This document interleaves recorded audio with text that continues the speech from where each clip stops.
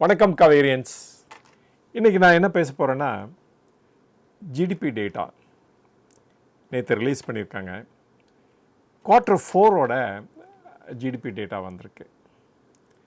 Surprise இல்லை அப்படின்னு தான் சொல்லணும். ஏன் அப்படின்னா 7.1 அந்த மாதிரி இருக்கும் அப்படின்னு நிறைய அனலிஸ்ட் ப்ரெடிக்ட் பண்ணியிருந்தாங்க. 7.4% அப்படின்னு கொடுத்துருக்காங்க. ஸோ Q4 மட்டும் ஜிடிபி growth வந்து 7.4% அப்படின்னு சொல்லணும். இது இன்னும் ஜாஸ்தி இருந்திருக்கலாம். அந்த பேஸ் எஃபெக்ட் மட்டும் குறைஞ்சிருந்துச்சுன்னா, ஏன்னா இந்த பேஸ் வந்து அபவுட் 8.1 இருந்தது. பேஸ்னால் எங்கே சொல்கிறேன்னா Q4 லாஸ்ட் இயரில். ஸோ அது ஜாஸ்தியாக இருந்தனால இது வந்து ஒன்லி 7.4 தான் இருந்திருக்கு அப்படின்னு சொல்லணும். GDP at a constant price என்ன அப்படின்னு பார்த்தா 6.5. ஆனால் ஜிடிபி ஃபேர் பார்க்கும்போது நம்ம இன்னொன்று எதுவும் பார்க்கணும்.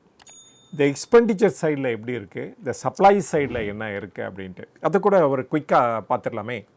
இந்த எக்ஸ்பெண்டிச்சர் சைடில் பார்த்தோம் அப்படின்னு வச்சுக்கோங்களேன், த ப்ரைவேட் ஃபைனல் கன்சம்ஷன் அதுதான் normally the biggest share in the GDP அப்படின்னு சொல்லுவோம். 7.2% வரைக்கும் க்ரோ ஆகிருக்கு. அண்டு எஸ்பெஷலி எங்கேருந்து வந்திருக்குன்னா, இந்த ரூரல் ஏரியாஸ்லேருந்து க்ரோத்னால தான் இது வந்து ஜாஸ்தியாக இருக்குது அப்படின்னு சொல்லலாம். அங்கே ஸ்பெண்டிங்கும் ஜாஸ்தியாக இருக்குது. The gross fixed capital formation 9.4% வரைக்கும் க்ரோ ஆகிருக்கு. அண்டு சம் கேபெக்ஸ் கவர்மெண்ட் பண்ணதுனாலையும் அண்டு இன்ஃப்ராஸ்ட்ரக்சரில் அவங்க இன்வெஸ்ட் பண்ணனாலையும் இந்த க்ரோத் தெரியுது அப்படின்னு சொல்லலாம். ஆனால் ப்ரைவேட் கன்சம்ஷன் ஸ்டில் லேக்கிங்காக தான் இருக்குது. அப்புறம் government final consumption, there is government எவ்வளோ ஸ்பெண்ட் பண்ணியிருக்காங்க, இதர் சப்சிடியாக இருக்கலாம், இல்லாட்டா other salary to the servants, government servants அவங்களாக இருக்கலாம். அது வந்து நெகட்டிவில் இருக்குது, -1.5%. ஸோ இது வந்து குறைஞ்சிருக்கு. லாஸ்ட் இதை கம்பேர் பண்ணோம்னா 9.3% அந்த டைமில் இருந்தது. அஃப்கோர்ஸ் எக்ஸ்போர்ட் அண்ட் இம்போர்ட் இது other component of the GDP. That international trade பார்த்திங்கன்னா எக்ஸ்போர்ட் வந்து சிவியராக அடி வாங்கிருச்சுன்னு தான் சொல்லணும். அதே சமயத்தில் த ஈவன் இம்போர்ட் கூட கண்ட்ராக்ட் ஆகிருக்கு அப்படின்னு தான் சொல்லணும் நம்ம. அது வந்து எஸ்பெஷலி இந்த கோல்டு இம்போர்ட் குறைஞ்சிருச்சுங்க, வேறு ஒன்றும் இல்லை. இப்போ வந்து சப்ளை சைடில் பார்க்கலாம். சப்ளை சைடில் பார்க்கணுன்னா மோஸ்ட்லி எந்தெந்த செக்டார் அது க்ரோ ஆகிருக்கு, எப்படி பர்ஃபார்ம் பண்ணியிருக்குன்னு பார்க்கணும். இதில் வந்து இதை வந்து expressed in GVA, gross value added அப்படின்னு சொல்லுவாங்க. அதில் அக்ரிகல்ச்சர் பார்த்திங்கன்னா 5% க்ரோ ஆகிருக்கு. அண்டு ரெக்கவர்ட் ஃப்ரம் 0.08 அப்படின்னு சொல்லணும். அப்புறம் மேனுஃபேக்சரிங் பார்த்திங்கன்னா 4.8%. And moderate recovery and global uncertainty அப்படின்னு சொல்லலாம். அப்புறம் கன்ஸ்ட்ரக்ஷன் வந்து 10.8%. ஸோ கன்ஸ்ட்ரக்ஷன் தான் பெஸ்ட்டு. அங்கே தான் இந்த கவர்மெண்ட்டோட த்ரஸ்ட் ஏரியா இருந்திருக்குன்னு கூட சொல்லலாம். எலக்ட்ரிசிட்டி வந்து சர்ப்ரைசிங்லி 7.2% அப்படின்னு சொல்லணும். ட்ரேடு, ஹோட்டல், டிரான்ஸ்போர்ட் இதெல்லாம் வந்து 6.1%. இது கூட நம்ம தான் சொல்லிட்டு போனேன், இந்த ரிலேட்டட் ஸ்டாக்ஸ்லாம் நல்லா பண்ணும் அப்படின்னு அடிக்கடி சொல்லிட்டு இருந்தோம்ல, இதனால தான். And financial service and real estate பார்த்திங்கன்னா 7.8%. Public administration and defence services அது வந்து 8.7% க்ரோ ஆகிருக்கு அப்படின்னு சொல்லணும். இதெல்லாம் மோஸ்ட்லி இந்த கவர்மெண்ட்டோட எக்ஸ்பெண்டிச்சர்னால தான் அப்படின்னு சொல்லணும். இதுதான் the short view of about GDP and GVA அப்படின்ட்டு. நெக்ஸ்ட் இம்பார்ட்டன்ட் டாபிக் என்ன பற்றி பேச போகிறோம்னா, ஆக்சுவலாக வந்து 2 டாபிக் நான் பேச போகிறேன். ஒன்று வந்து எனக்கு ஃபேவரட்டான சப்ஜெக்ட், அது நேச்சுரலி அது ஃபேவரட்னு கூட சொல்ல மாட்டேன், ராதர் எனக்கு வந்து நல்லா தெரிஞ்ச செக்டார் அப்படின்னு கூட சொல்லலாம். அந்த பவர் செக்டார். சுஸ்லானோட ஷேர் பாருங்கள், நேற்று பட்ட ஒரு 9.9% வரைக்கும் க்ரோ ஆகிருக்கு. அதுக்கு என்ன காரணம் அப்படிங்கிறத பார்த்துடலாம் இப்போ. அப்புறம் வந்து செகண்ட் வந்து இது வோடஃபோன். அண்ட் ஒரு கம்பெனி ரொம்ப டிசப்பாயிண்டிங்காக பர்ஃபார்ம் பண்ணியிருக்கு இன் ரீசெண்ட் டைம் அப்படின்னா அது வோடஃபோன் தான் சொல்லணும். மேபி வோடஃபோன் வந்து கோயிங் ஃபார் பேங்க்ரப்சின்னு கூட இதுலேருந்து எடுத்துக்கலாம் அப்படின்னு நினைக்கிறேன். அது என்னங்கிறத போக போக சொல்கிறேன் நான். ஃபஸ்ட்டு சுஸ்லானில் பார்த்துலாம் என்ன ரீசன் ஒய் இந்த கம்பெனி வந்து நல்லா பர்ஃபார்ம் பண்ணுது அப்படின்ட்டு. இதை கூட ஒரு சார்ட்டில் கொடுத்துருக்கேன், நீங்கள் வந்து இந்த வீடியோவிலே இணைஞ்சிருக்கு. ஸோ அதை நீங்கள் பார்த்துக்கலாம், பாஸ் பண்ணி தெரிஞ்சுக்கலாம். கம்பெனியுடைய ரிசல்ட்ஸ் வந்து குயிக்காக பார்த்துலாம். ஹெவி செல்லிங் 573 மெகாவாட் வரைக்கும் செல் பண்ணியிருக்காங்க. 3774 ரெவென்யூ. இபிட்டா பார்த்தீங்கன்னா 693 அண்ட் ப்ராஃபிட் பார்த்தீங்கன்னா நியர்லி 1181 crores. அப்படியே போன குவார்ட்டரில் கம்பேர் பண்ணால் 3 times இன்க்ரீஸ் ஆகிருக்கு. ஃபினாமினல். த மோஸ்ட் இம்பார்ட்டன்ட் என்ன பார்க்கணும் அப்படின்னு இந்த கேஷ் அண்ட் ஈக்குவலண்ட் எவ்வளோ இருக்குது அப்படின்னு பார்த்தீங்கன்னா 2227 crores. ஆனால் நெட் கேஷ் பொசிஷன் பார்த்தீங்கன்னா 1943. ஏன்னா நிறைய கடனை ரீபே பண்ணிட்டாங்க. ஏன்னா நிறைய ஈக்விட்டி வந்துருக்கு. Even follow up public offer கொடுத்து அதில் கூட நிறைய பணம் ரைஸ் பண்ணனால அதெல்லாம் யூஸ் பண்ணி கடனை ரீபே பண்ணிட்டாங்கன்னு நான் சொல்லணும். ஸோ நவ் வந்து will come to the reasons ஏன் வந்து சுஸ்லான் ஷேர் வந்து இவ்வளோ மேலே போயிருக்கு அப்படின்ட்டு. ஸோ இந்த சார்ட்டில் பார்த்தாலே உங்களுக்கு தெரியும், ஈஸியாக புரியும். ஃபர்ஸ்ட் அண்ட் மோஸ்ட் இம்பார்ட்டன்ட் நல்ல எக்ஸலண்ட் ரிசல்ட்ஸ் கொடுத்துருக்காங்க. ஏன்னா ஏன் இது அப்படின்னா இந்த குவார்ட்டரில் தான் இவங்களுடைய மேக்ஸிமம் பர்ஃபார்மன்ஸ் இருக்கும். Third quarter and fourth quarter. ஏன்னா இது ஆஃப் சீசன் விண்மில்க்கு. ஸோ வின் பவர் ஜென்ரேஷன் இருக்காது ஜாஸ்தி. இனிமேல் தான் ஆரம்பிக்கும். மே மிடில்லேருந்து தான் ஆரம்பிக்கும். ஸோ அதனால தான் இந்த டைமில் வந்து எப்பொழுதுமே நல்லா பண்ணுவாங்க. அதனால கூட சொல்லலாம் நம்ம. செகண்ட் ரீசன் பார்த்திங்கன்னா ரெக்கார்ட் ஆர்டர் புக். இவங்களோட ஆர்டர் மட்டுமே 5.5 gigawatts இருக்குது. ஸோ இவங்க தான் largest player. Naturally such a huge order வேறு கையில் இருக்குங்கிறப்ப அண்ட் ஆல்சோ க்ரோத் கூட நல்ல பாசிட்டிவ் கைடன்ஸ் வேறு கொடுத்துருக்காங்க.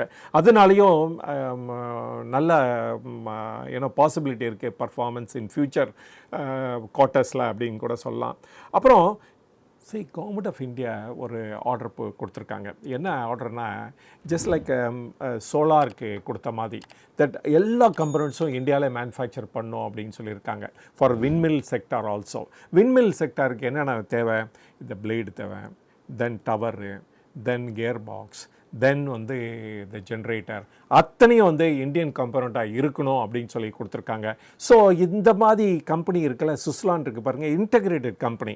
அப்போ வந்து இவங்க அத்தனையுமே இந்தியாவில் தான் மேனுஃபேக்சர் பண்ணுறாங்கங்கிறப்ப தென் இவங்களுக்கு வந்து நிறைய ஆர்டர் கிடைக்கிறது பாசிபிலிட்டி இருக்குது. அண்டு அதனாலையும் நம்ம சொல்லலாம் இந்த கம்பெனி வந்து நல்லா பர்ஃபார்ம் பண்ணோம் அப்படின்ட்டு இன் ஃப்யூச்சரில் டூ. அப்புறம் இந்த பாயிண்ட்டு தான் பெர்ஹாப்ஸ் த மோஸ்ட் இம்பார்ட்டன்ட் அப்படின்னு சொல்லுவேன் நான். சரி, இந்த வெஞ்ச் செக்டார் எப்போ வந்து க்ரோ ஆரம்பிச்சிச்சின்னு பார்த்தீங்கன்னா 1980 அப்படின்னு நினைக்கிறேன். அண்டு எஸ்பெஷலி தமிழ்நாடு தான் அது first state to take steps அப்படின்னு சொல்லலாம். அப்போ தான் இங்கே விண்மில்லாம் வர ஆரம்பிச்சிச்சு. இப்போ அதெல்லாம் nearly about 25 years of useful life முடிஞ்சிருச்சுன்னு சொல்லலாம். இதெல்லாம் கம்மிங் ஃபார் ரீப்ளேஸ்மெண்ட்டு. அப்படி பண்ணலை அப்படின்னா அந்த ஓனர்ஸ் இருக்காங்க பாருங்கள், அந்த விண்ட் மில் ஓனர்ஸ், அவங்க லூஸ் ட்ரெமெண்டஸ்லி அந்த எஃபிஷியன்சி சைடில். அண்ட் மொரோவர் அவங்களாம் அதெல்லாம் பார்த்திங்கன்னா 250 kilowatt தான். இன்றைக்கி இருக்கிறது 3 megawatt வரைக்கும் இருக்குது. அப்போ நேச்சுரலி இந்த கம்பெனி வந்து 3 megawatt ப்ரொவைட் பண்ணுறதுனால இதெல்லாம் வந்து ரீப்ளேஸ் பண்ணுறதுக்கு ஜாஸ்தி சான்சஸ் இருக்குது. அது நடந்துகிட்ருக்குன்னு சொல்லலாம். அந்த பிக்கஸ்ட் ஆப்பர்ச்சுனிட்டி தமிழ்நாட்டில் தான் ஓப்பன் ஆகுது. இந்த சைட்லாம் வெரி ஓல்டு சைட், அதான் விண்ட் ஃபோர்ஸ் நிறைய இருக்கிற சைட்டு. அதனால் நிறைய ஆர்டர்ஸ் கிடைக்கும். அதனாலேயும் இவங்களுக்கு வந்து அதில் வந்து ஒரு major size of the order இவங்களுக்கு வர்றதுக்கு சான்சஸ் இருக்குது. இதனாலேயே சொல்லலாம். அப்புறம் கவர்மெண்ட்டோட வயபிள் கேப் ஃபண்டிங் அப்படின்னு சொல்லியிருக்காங்க. என்ன அப்படின்னா நமக்கு வந்து லாங் கோஸ்ட் லைன் இருக்குது. அந்த லாங் கோஸ்ட் லைனில் வந்து ஆஃப் ஷோரில் கூட நிறைய விண்மில் போடலாம். மித்த கண்ட்ரீஸ்லாம் பண்ணுறாங்க, சைனா, இந்த டென்மார்க் அண்ட் அதர் கண்ட்ரீஸு. அதே பாசிபிலிட்டி இங்கே ஓப்பன் ஆகிறதுனால கவர்மெண்ட் வந்து அந்த வயபிள் கேப் ஃபண்டிங் ப்ரொவைட் பண்ணுறதா 7,500 crores ஒதுக்கியிருக்காங்க. ஸோ அது வந்து இந்த மாதிரி கம்பெனிக்கு பெனிஃபிட் அமையும். ஏன் அப்படின்னா விண்டு வந்து ஆன்ஷோரில் போடும்போது ஒரு 7 crores ஆகுதுன்னு வச்சுக்கோங்க.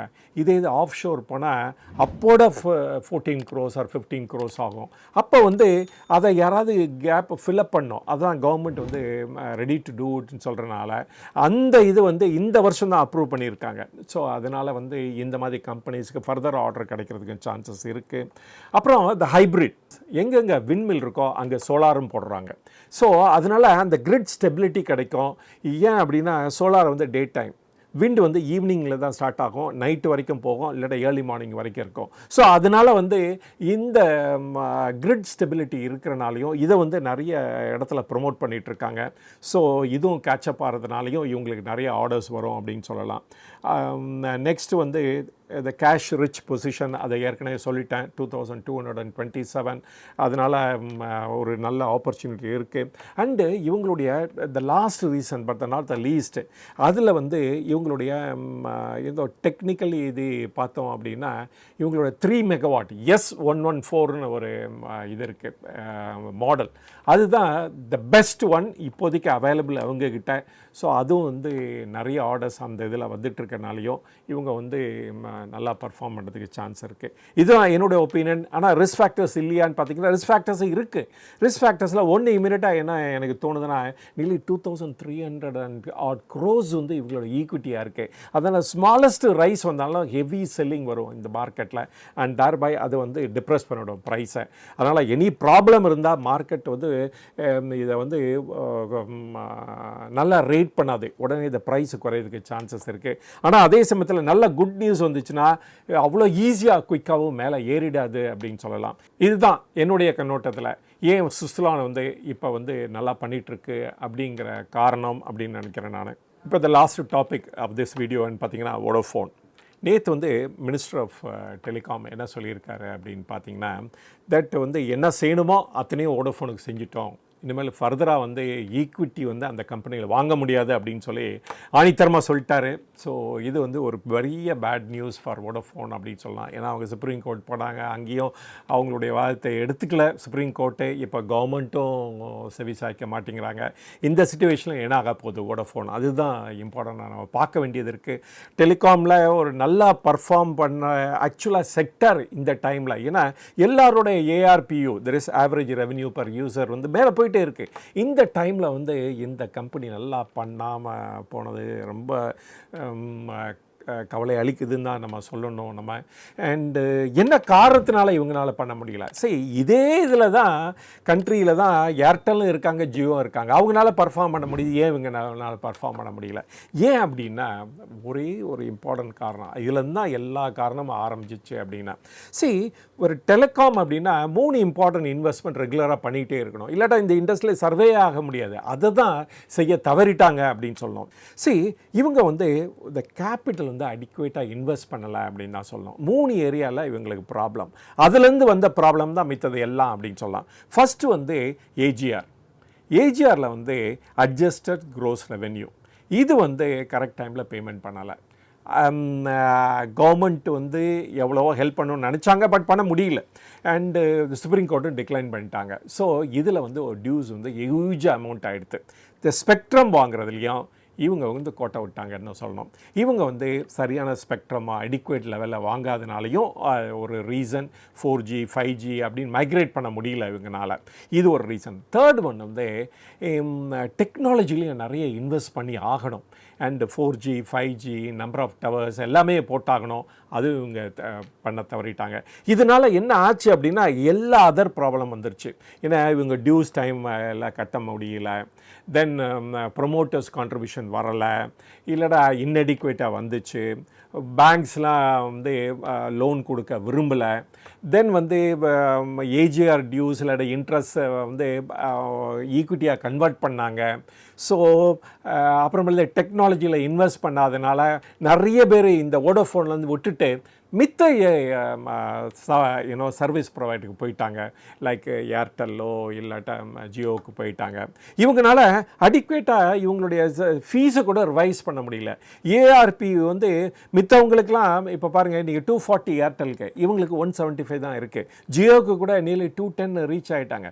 ஸோ இந்த மாதிரி ஏஆர்பியும் ஏற்ற முடியாததுக்கு காரணம் வந்து இவங்களுடைய poor investment on technology and payment of debt அப்படின்னு கூட சொல்லலாம். ஸோ இந்த மாதிரி பல காரணத்தினால அந்த வோடோஃபோன் வந்து ரீச் த டெட் எண்ட் அப்படின்னு நினைக்கிறேன். மேபி பேங்க்ரப்சிக்கு அவங்க ஃபைல் பண்ணலாம், யாரு கண்டா நம்ம கரெக்டாக சொல்ல முடியாது இந்த தருணத்தில். பட் வந்து bad times ahead for Vodafone அப்படின்னு தான் சொல்லணும் இந்த தருணத்தில். அண்ட் இதோட இந்த வீடியோட முடிவுக்கு வந்துட்டேன். இது வரைக்கும் பொறுமையாக பார்த்ததுக்கு ரொம்ப நன்றி. அண்டு வேறொரு சந்தர்ப்பத்தில் வேறொரு டாப்பிக்கோடு அவங்கள மீட் பண்ணுறேன். அது வரைக்கும் வணக்கம்.